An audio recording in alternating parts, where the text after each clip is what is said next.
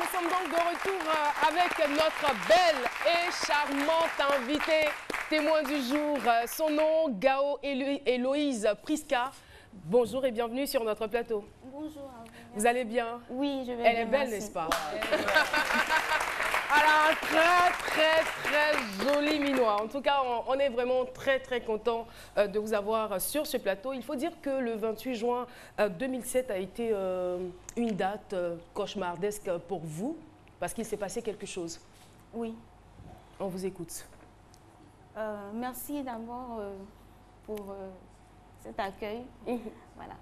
Effectivement, ce 28 juin, je devais accompagner ma maman à des funérailles. Et donc, je suis partie avec elle. On a quitté la maison et tout.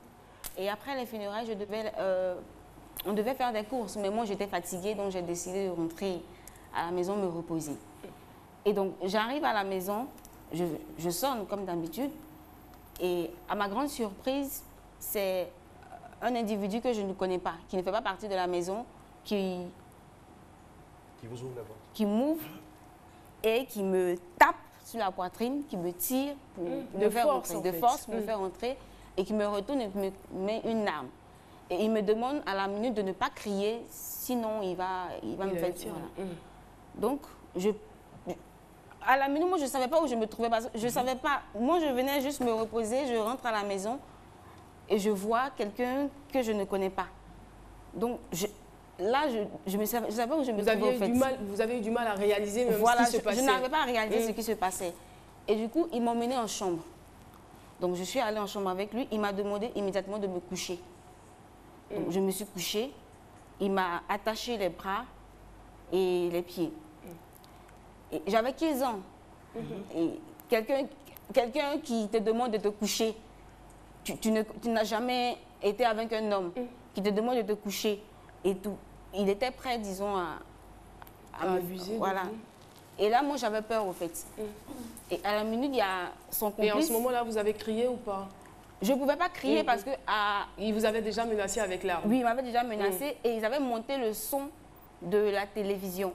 Donc, même si je criais, je ne pense pas que... Ce serait peine-peine. Et puis, j'avais peur. Je ne pouvais pas crier. Quelqu'un qui te dit, si tu cries, je te fais du mal. Je ne pouvais pas. Je ne pouvais pas crier. Et ils étaient au nombre de combien? J'ai vu qu'un seul, celui qui m'a fait rentrer, mais je sais qu'ils étaient 2 avec la servante. Voilà, parce que la servante était à la maison aussi. 2, c'est-à-dire 2 autres, la servante, y compris? Y compris, okay. Oui. Voilà. Donc, quand son complice l'a appelé, il est parti et tout. Et moi, j'ai essayé de me relever, en fait. Et quand il est venu, il m'a vu, il a vu que j'étais debout. Donc, son complice m'a dit, enferme-la dans la douche. Donc, il m'a enfermée et la servante, après, m'a retrouvée dans la douche. Mais je veux dire que quand il vous a fait coucher sur le lit dans la chambre, là, il ne vous a rien fait, hein? Non, parce que son complice immédiatement, son complice l'a appelé. Il est arrivé à temps. Donc là, je priais. Donc je me suis dit que peut-être c'est ma prière qui a dû faire que... Ne sait-on jamais. Voilà. Donc, ils m'ont enfermée. Après, j'ai réussi à sortir. Je voulais chercher de l'aide et tout. J'étais avec la servante. Vous avez réussi à sortir de la douche, oui, puisque c'était le deuxième endroit. Voilà, j'ai réussi à sortir de la douche parce que moi, je voulais absolument appeler à l'aide, au fait. Oui. Donc, quand j'ai réussi à sortir, je voulais appeler à l'aide. J'ai vu que la porte d'entrée était fermée. Donc, je me suis dirigée directement au balcon. J'avais peur. Et vos bourreaux étaient où en ce moment? Eux, ils étaient dans la maison, au fait. Mais moi, j'ai réussi à atteindre, disons, le balcon. Puisque vous connaissiez bien la maison. Voilà, j'ai réussi à atteindre le balcon. Quand je suis arrivée au balcon, je me dis, bon, je vais essayer d'alerter les voisins du bas. Et je suis montée. Je voulais descendre, disons, descendre pour alerter les voisins du bas. Vous étiez au quatrième étage, s'il vous plaît? Je crois qu'on était au 2 ou 3e, je crois. Parce que je voulais alerter les voisins du 2e. Voilà, d'en bas.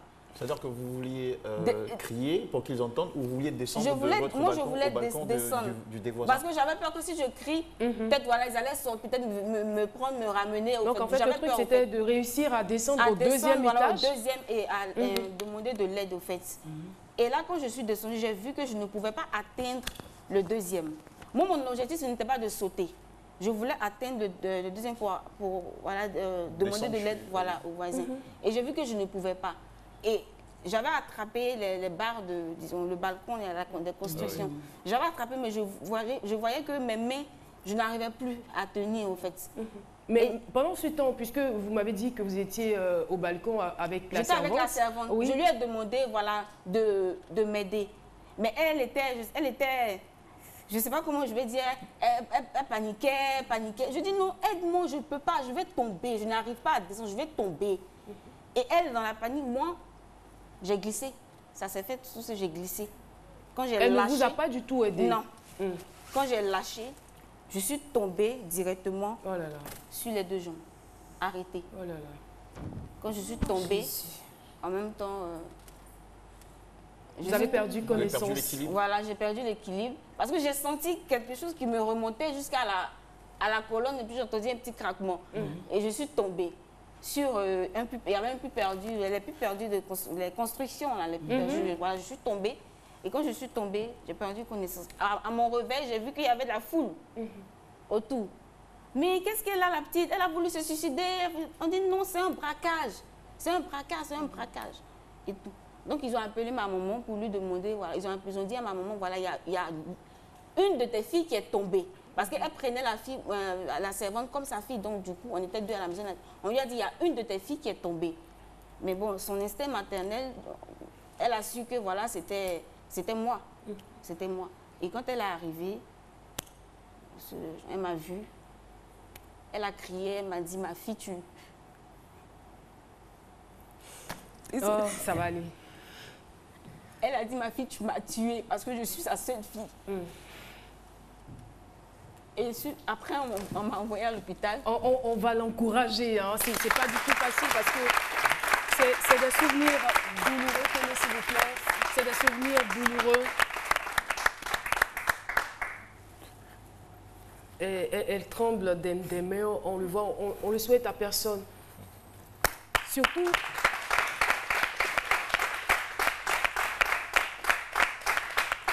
Mais sachez que c'est une fille, une jeune fille qui est très forte. Hein. Vous aurez la suite du témoignage et vous allez vous rendre compte à quel point elle a une force de caractère et cette envie de toujours vaincre et d'aller de l'avant. Donc, vous allez vous retrouver finalement à l'hôpital? Voilà, je me suis retrouvée à l'hôpital et j'ai passé des examens, un scanner qui a montré que c'était ma colonne vertébrale qui avait été touchée. Donc, il fallait qu'on m'opère immédiatement. Et là, bon, ils m'ont opéré, bon, ils m'ont rassuré que tout va bien se passer parce que j'étais jeune, j'étais très jeune. J'avais peur, je dis, mais est-ce que je vais me remarcher? Parce que je n'arrivais plus à soulever les jambes déjà. Donc, le médecin m'a rassuré, non, tout va bien se passer, on va t'opérer. Et dès qu'on finit de t'opérer, dès que tu sors, voilà, tu marches, il n'y a pas de souci, tout va bien se passer. Donc, on m'opère, au réveil, après l'anesthésie, au réveil, moi, immédiatement, c'est de soulever mes jambes parce que je dis, bon... C'est le premier réflexe. C'est le premier réflexe. Vu la promesse du médecin aussi. Et vu la promesse du médecin qui m'a redonné, voilà... De l'espoir. De l'espoir, au fait. Je me réveille, ça me fait rire. Je veux soulever les pieds, je n'arrive pas. C'est comme si on a déposé des briques. J'arrive pas.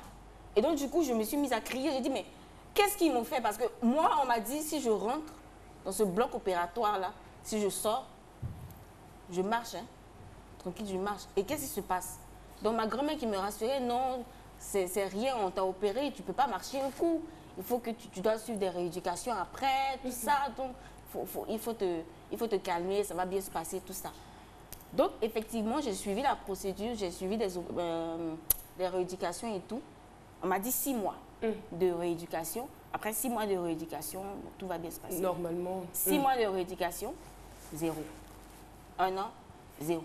2 ans, et aujourd'hui, je me retrouve à 10 ans. Ça fait 10 ans aujourd'hui, nous sommes en 2017. Ouais. Alors, avant de poursuivre sur cette lancée, j'aimerais quand même qu'on puisse revenir à la servante. Je veux dire, pendant ce temps, qu'est-ce qu'elle fait? Puisque normalement, c'est elle qui était à la maison et qui a forcément reçu les braqueurs. Est-ce que vous pensez qu'elle avait omis de fermer le portail? je ne sais pas, par manque de vigilance, et ces personnes sont entrées à la maison. Qu'est-ce que vous pensez réellement au fond de vous? Au fond de moi, je ne pense pas qu'elle était si sainte que ça. Parce que quand je suis arrivée à l'hôpital, normalement, après l'opération, la chute, j'allais forcément avoir besoin de quelqu'un à mes côtés. C'est cela. Et elle, immédiatement, qu'est-ce qu'elle a fait? Elle a demandé à ma maman de la libérer parce que sa mère, sous prétexte que sa mère est malade. Donc, il faut qu'elle rentre immédiatement. Alors, ma mère lui a dit, mais non, mais ta soeur vient de tomber. Elles ne se sent pas bien. Il faut que tu restes, on ne sait jamais. Peut-être que tu vas rester à ses côtés et tout. Et elle a dit non, qu'elle doit rentrer. Et que sa mère est malade. Donc, maman lui a demandé, mais est-ce que tu vas revenir après? Parce qu'on aura besoin de toi. C'est ça. Elle dit, oui, je vais revenir, maman, je vais revenir. Et jusqu'à aujourd'hui, on ne l'a pas vu. Et au cours de ma déposition, ils ont demandé à entendre la servante. On l'appelait, mais ça ne passe, on n'arrivait jamais à la voir. Et elle n'a jamais aussi appelé pour prendre de mes nouvelles. Donc là, il y a des questions, il y a forcément Vous la suspectez alors d'être complice? Effectivement, je la suspecte. Je pense qu'elle était complice. Parce que les braqueurs ne sont pas rentrés par infraction? Non, pas du tout. Apparemment, le champ était libre puisque maman et vous alliés pour des courses. Donc, c'est elle qui a... Ça reste encore au stade des hypothèses. Mais je pense que c'est elle qui a permis ça. Mais est-ce qu'après, la police a essayé quand même de poursuivre? Oui, ils ont mené les enquêtes à leur niveau, ils essaient de l'entendre, mais ça n'a pas donné suite. Ça n'a jamais été possible? Ça n'a jamais été possible. Jusqu'à aujourd'hui, je ne sais pas qui... Je sais qu'il y a une servante qui est venue travailler chez nous. Je ne sais pas qui elle a envoyé, je ne sais pas. En fait, il n'y a jamais eu de suite. Voilà. Et vous-même, vous ne connaissiez pas ses parents, non? Non. Non, okay. Bon, peut-être au niveau de maman, je ne sais pas, mais je ne pense pas que maman connaissait ses parents. Voilà. Alors, 10 ans après cet accident, qu'est-ce que les médecins disent? Bon, effectivement, il y a des chances que je puisse marcher, mais l'opération qui doit se faire, c'est en dehors, disons, c'est en Europe, au fait. Je dois être évacuée pour me faire opérer là-bas. Je pense que j'ai des chances. Il y a toujours des chances. Il y a toujours des chances, voilà, mais seulement ça, moi, ça me rassure. Avant même de savoir comment vous avez vécu ce handicap qui s'est imposé à vous, avant de savoir comment est-ce que vous avez épuisé la force pour poursuivre vos études et être aujourd'hui étudiante en ressources humaines et communication, je voulais savoir au fait s'il y avait de l'espoir. Donc, il y a de l'espoir. Un jour, si les moyens sont présents, vous pourriez retrouver, on va dire, la motricité de vos jambes. On revient donc pour dire, vous ressortez de l'hôpital, on vous dit que vous allez marcher 6 mois après, vous n'arrivez pas à marcher. Dans quel état vous trouvez-vous? Je rappelle que je suis quelqu'un, j'aime beaucoup bouger. J'aime beaucoup bouger, j'aime beaucoup m'amuser et tout. Même si c'est vrai, j'avais 15 ans, mais voilà, j'étais encore dans la fleur de l'adolescence. On a envie de tout découvrir, on veut vraiment s'amuser et tout. Croquer la vie. Croquer la vie, voilà. À plein temps. Donc, vraiment, ça n'a pas été facile pour moi. Je me suis dit, mais c'est fini pour toi parce que là, tu es dans une chaise. Qu'est-ce que tu vas faire de ta vie? Vu que moi, j'aime bouger. C'est-à-dire, j'ai perdu mon indépendance, en fait. Je ne peux plus faire voilà, les choses par moi. Voilà. Donc, j'étais vraiment déprimée. Je ne voulais plus rien faire. J'avais perdu goût à la vie, honnêtement. Dans les débuts, ce n'était pas vraiment facile. Mais avec l'aide de ma famille maternelle, vraiment, je les embrasse. Je les aime beaucoup. Et ça se sent dans vos yeux, en fait. Je les aime beaucoup. Ma famille maternelle, je ne sais pas ce que j'allais faire sans eux. Et cette période sombre de déstabilisation psychologique, elle a duré combien de temps? Je vais dire peut-être un an. Un an quand même. Un an parce que c'est vrai que bon, j'essayais, mais... Et comment de façon journalière vous vous comportiez? Qu'est-ce qui exprimait ce décrochage de la vie? Je ne sortais pas. J'avais peur des regards. J'avais peur, au fait, d'affronter les regards. J'avais peur. Quand je me suis dit, bon, si je sors, les gens vont me regarder, qu'est-ce qu'ils vont penser, je sais pas. J'avais peur, au fait. Je ne savais pas ce qu'ils allaient penser, au fait, de me voir comme ça et tout. J'avais peur, au fait, de sortir et tout. Et puis, je me suis dit aussi, bon, je vais dire, voilà, honnêtement, j'étais complexée. J'étais très complexée, au fait. Et quand j'ai vu maman... Complexée à cause du handicap? À cause du handicap. J'étais très complexée, au fait. Très complexée de sortir. Mais le déclic de la joie de vivre arrive à quel moment? Le déclic, d'abord, c'est, je vais dire, quand je regardais maman, les sacrifices qu'elle faisait, la tristesse. Elle dit, non, ma fille, bats-toi. Tu es ma seule fille, il faut faire des efforts, ça va aller. Je suis là, je ne vais pas partir. Je suis là, je suis avec toi, je vais t'aider, je vais te prendre par la main, en ensemble, au fait. Je suis là pour toi. Donc, quand j'ai entendu les paroles de maman, je me suis dit, bon, pourquoi ne pas essayer? Donc, c'est comme ça, au fur et à mesure, je sortais un peu. Mais comment vous vous sentiez quand vous sortiez? Surtout la première fois. Voilà, en fait, on me regarde, je dis, mais si il me regarde, pourquoi il me regarde? Pourquoi il me regarde même? Nous, arrêtez de me regarder. Pourquoi il me regarde même? Au fait, j'étais... Mais vous ne connaissez pas avant ce que vous regardez là. Parce que moi, je dis qu'au départ, vous n'étiez pas comme ça. C'est à la suite de cet accident-là que vous avez eu ce de problème. Pourquoi vous regardez? Oui, je ne sais pas. Au fait, il ne me connaissait pas. Mais il me regarde. Au fait, quand tu sors, tu es dans une chaise déjà. Tu ne passes pas inaperçu, au fait. Dès que tu sors, on sait que tu arrives, on te voit. Et puis on te soulève. Il y a toutes ces activités que tu fais, les gens te regardent. J'avais honte aussi. J'avais aussi quelque part honte. J'avais vous êtes tellement belle. Peut-être les gens vous regardent à cause de votre beauté aussi. C'est pas forcément. Je voudrais bien savoir ce qui a changé, enfin si changement il y a eu dans le rapport aux autres, le rapport aux amis, parce que vous disiez il y a quelques minutes que vous étiez très bougeuse, très extravertie. Donc j'imagine que vous aviez des amis. Est-ce qu'elles venaient, ou ils venaient vous voir à la maison? Est-ce que vous les avez perdus avec le temps? Je n'avais plus vraiment, je n'ai pas vraiment reçu le soutien des amis. Vraiment des amis. Au fait, c'est du quartier ou de l'école? De l'école, non. Je n'ai pas reçu de soutien. De l'école, je n'ai pas reçu vraiment de soutien. Bon, c'est après des années, des années après, voilà, bon, d'autres ont essayé de rentrer en contact avec moi, s'excuser et tout. Mais je dirais qu'il y avait des amis de force avec qui j'ai fait le primaire et tout, par exemple.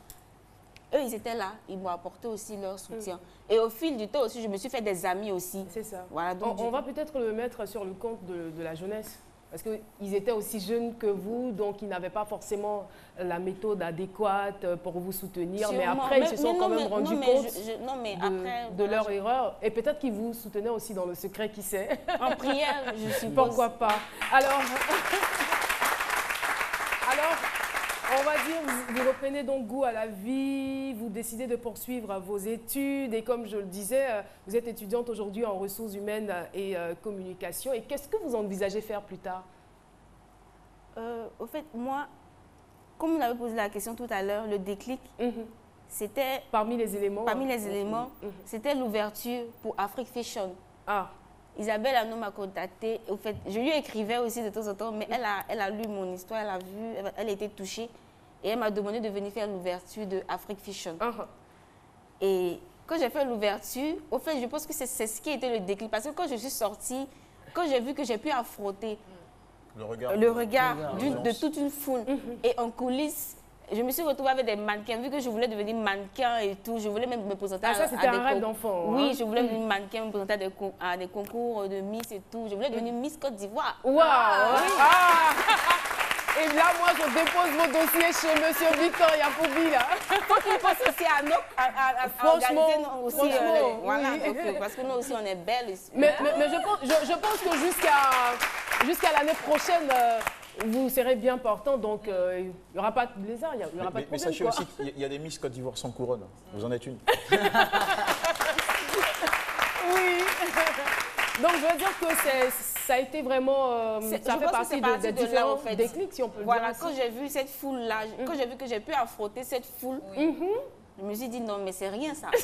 Et je confirme que ce soir-là, à l'ouverture justement du défilé, elle était fabuleuse, radieuse. Et la salle lui a voilà, un standing ovation impressionnant. On la voit en photo avec Gilles Touré. Vous étiez là-bas? Oui, oui, oui. Oui. C'était c'est vraiment votre fabuleux. On la voit en photo avec Gilles Touré. Magnifique. Non, Elle mais était rayonnante, c'était... c'est vraiment une nuit, C'était ça. vraiment une expérience vraiment unique. Vraiment, Oui. si c'était à refaire, franchement. Vous le referiez. On va dire un grand merci à Isabelle Hanno, un grand merci aussi à votre maman, à votre famille maternelle, à toutes les personnes qui vous ont soutenu. Alors, nous sommes pratiquement au terme de notre entretien, votre témoignage. Il y a encore beaucoup de choses à dire quand même, hein, mais bon, on a essayé de dire l'essentiel. Alors, qu'est-ce que vous pouvez dire aujourd'hui à ces jeunes filles qui ont peut-être des handicaps, je ne sais pas, physiques ou mentaux qui s'apitoient sur leur sort? Qu'est-ce que vous pouvez leur dire? Alors, si elles me regardent en ce moment, écoutez les filles, vraiment, c'est pas facile. Honnêtement, c'est pas facile parce que du jour au lendemain, tu te retrouves dans une situation, tu t'attendais pas à ça. C'est vrai, c'est pas facile. Mais ne reste pas chez toi. Sors. Faut affronter. Affronte le regard des autres. Bats-toi. Si tu avais des rêves, il n'est pas tard. Vous, votre rêve le plus proche, c'est lequel? Le rêve le plus proche? Mon rêve le plus proche, je dirais de marcher. De déjà, marcher. déjà. Oui, vraiment. On va prier pour vous et puis on va appeler aussi les moyens pour que cela se passe. Vu que l'opération ne peut plus se faire ici en Côte d'Ivoire, mais en Europe, il faut absolument que vous soyez opéré en Europe. Bon, je dirais c'est dommage. Mais bon, les moyens viendront, ça c'est sûr. En tout cas, merci beaucoup Prisca pour ce témoignage. On a été vraiment très édifiés. Puis on va vous dire, soyez moins traumatisés parce que c'est deux événements. Non, c'est fini, ça va maintenant. En même temps, ça va on maintenant. Bouge, on s'amuse. Waouh! Voilà. On est une chaise, mais la vie ne s'arrête pas. La vie ne s'arrête pas à la chaise. Tu te bats, tu as des rêves, tu te bats pour obtenir tes rêves. Tu as des projets, tu te bats. Si quelqu'un veut t'aider, il va t'aider. S'il ne peut pas t'aider, tu te donneras le moyen, mais tu te bats. Ah, j'adore! Merci! Merci beaucoup, Prisca. Vraiment très joli témoignage pour ce début de semaine. Et je suis sûre que votre témoignage va galvaniser certaines personnes qui nous regardent en ce moment. Et voilà, on va s'arrêter ici. Merci encore. Oh, j'ai envie de vous embrasser. On va partir pour la pub. À tout de suite.